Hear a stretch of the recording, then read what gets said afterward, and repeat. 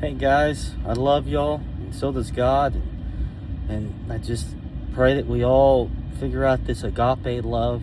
Let God love one another through us as He inhabits us, as we abide in Him and He abides in us. It's all about love. God is love. Let's talk about husband and wife.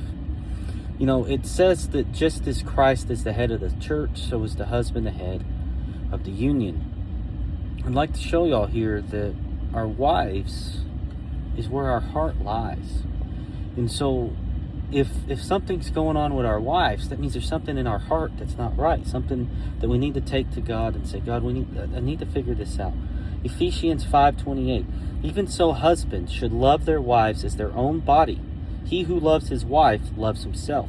For no man ever hates his own flesh, but nourishes and cherishes it, as Christ does the church, because we are members of his body. That's Ephesians 5:28. We're one flesh with our wives. We don't have time to go into that, but that's what the word says, and that's the fact. Spiritually, we're one. Likewise, you wives, be submissive to your husbands, so that some, though they do not obey the word, may be won without a word by the behavior of their wives. See, this isn't a burden. This isn't an obligation. This isn't an accountability to put on your wife to say, hey, behave. This goes back to the man. The woman needs to submit to the man so that she can be under the covering, just as man submits to God and he's under the covering of God. You know, submit yourself to your husband as you would Christ. But this goes back to the man. Not a burden of the woman, but a burden of the man.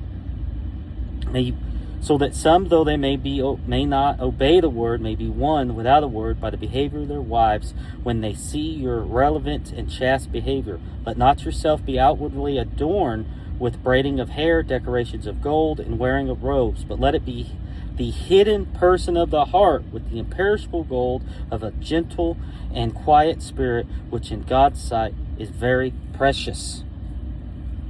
So the wife is a reflection of the husband's heart.